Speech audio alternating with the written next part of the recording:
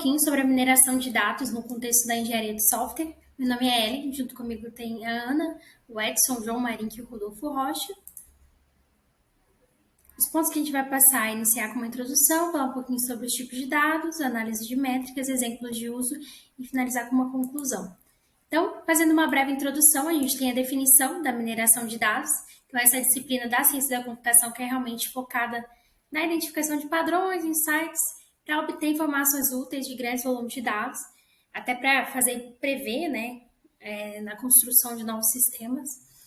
E é muito importante no contexto de Big Data também, que a gente não consegue, como humano, criar, metrificar, criar padrões dentro de conjuntos de dados muito extensos. Então, para isso, a gente tem a mineração de dados para auxiliar nessa identificação de padrões. O papel na engenharia de software é realmente analisar e compreender as métricas do código-fonte, detectar padrões nos repositórios, tanto negativos, para a gente continuar utilizando para a gente não continuar utilizando quanto positivos, a identificação de informações relevantes para o desenvolvimento e manutenção de sistemas, conforme eu falei anteriormente, contribuição para o desenvolvimento de sistemas, então essa utilização dos dados gerados durante o ciclo de vida, para a gente até melhorar ali durante o desenvolvimento, a otimização da qualidade, desempenho e eficiência do sistema e o oferecimento de insights valiosos para os engenheiros de software.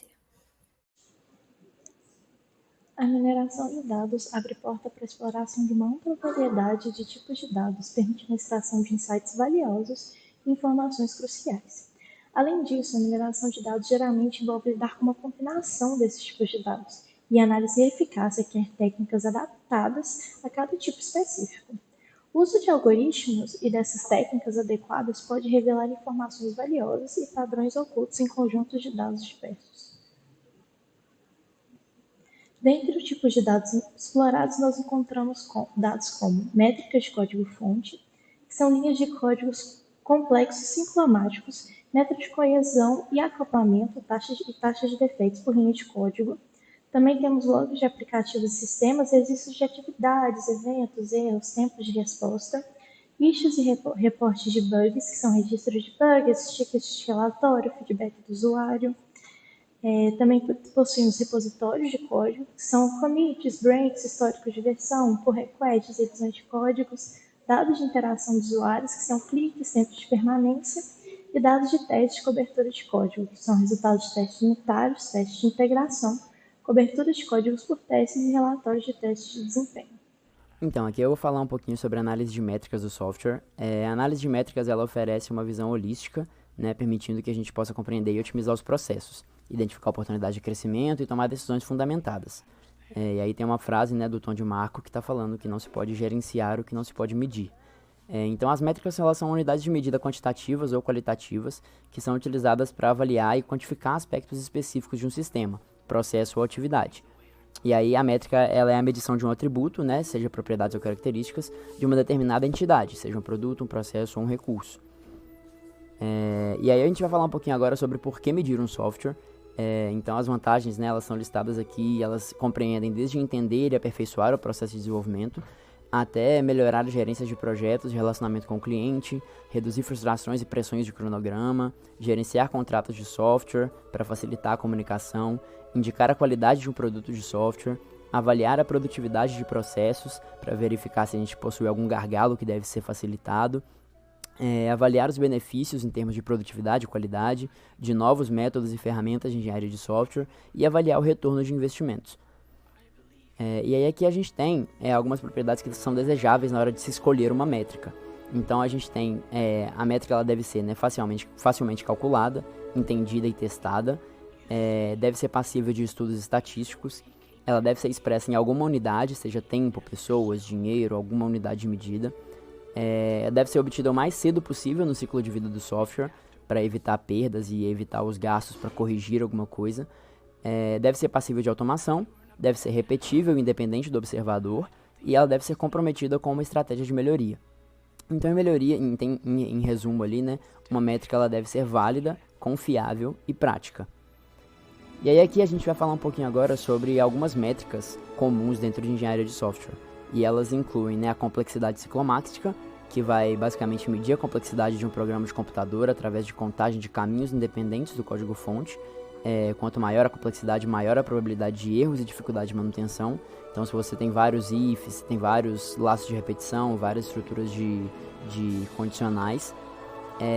As linhas de código, que são o lock, que vai contar o número de linhas de código do software, e embora ela seja uma métrica simples, o número excessivo de linhas de código pode indicar uma necessidade de modularização do código. E aí vale uma observação, né, que o lock a gente separa ele dentre o lock com comentários e o lock sem comentários, que é só código-fonte mesmo. E a taxa de cobertura de testes, que ela vai medir a porcentagem do código-fonte que é testado pelo conjunto de testes, né, o que a gente chama de o código-fonte que está coberto. E uma alta cobertura, ela geralmente indica uma melhor compreensão dos requisitos e uma maior confiabilidade do software.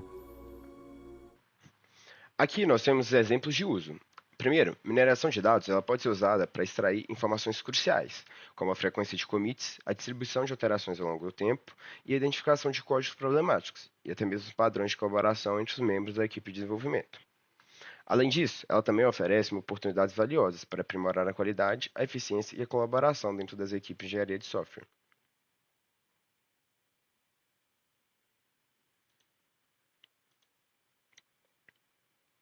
Primeira coisa aqui, nós temos os padrões de uso da API, que através da análise de logs de código, a gente consegue identificar as APIs mais utilizadas em um projeto. Isso pode ser útil para direcionar esforços de documentação e melhorar a compreensão das funcionalidades disponíveis. Além disso, nós temos os padrões de design, porque a mineração de repositórios de código ela pode revelar a frequência de uso dos padrões de design, como Singleton, Factory Method e Observer, além de outros. Identificar esses padrões vai ajudar a entender a arquitetura de software e identificar oportunidades de refatoração, para que seja possível melhorar a qualidade de software. E além disso, também temos os padrões de colaboração entre desenvolvedores, pois a gente pode analisar a colaboração entre os desenvolvedores, como a frequência de commits e a coautoria de código. Pode revelar padrões de trabalho em equipe e identificar os principais contribuidores para o projeto. Ferramentas como o GitLog e o GitBlame também podem ser usadas para obter informações sobre os commits e a colaboração dos desenvolvedores em repositório. Aqui nós temos um exemplo de uso. Nesse script aqui em Python, a gente vai fazer a mineração de repositórios do GitHub. E com isso a gente vai definir o nome do usuário do GitHub, a requisição API do GitHub, o processamento das respostas, a exibição das informações do usuário e a listagem dos repositórios mais recentes. E aqui nós temos o resultado que é obtido pela execução do script anterior. Agora, para concluir o nosso trabalho sobre mineração de dados em engenharia de software, estarei abordando 4 aspectos que foram discutidos ao longo do trabalho e merecem destaque. O primeiro, em relação ao papel vital da mineração de dados na engenharia de software. Então, a gente percebeu que as métricas provenientes da mineração de dados, elas desempenham um papel fundamental. Elas nos fornecem uma visão mais profunda e objetiva dos processos de desenvolvimento e, compreendendo os dados extraídos, a gente consegue identificar tendências, pontos de melhoria e pontos fortes em nossos métodos de trabalho. O segundo aspecto é o impacto na qualidade e eficiência do software. A análise dessas métricas, ela não só melhora a qualidade do software, mas também aumenta a eficiência do processo de desenvolvimento. Ou seja, ao identificar áreas de fragilidade ou possíveis melhorias, podemos direcionar nossos esforços para otimizar o código, reduzir erros e, em última análise, fornecer um produto de qualidade superior. Além disso, também há decisões embasadas em dados. Então, as métricas, quando são interpretadas de forma correta, elas são guias na tomada de decisões estratégicas. Dessa forma, ao invés de confiar apenas em instituições ou suposições, baseamos nossas escolhas em dados reais, sólidos, ou seja, informações tangíveis.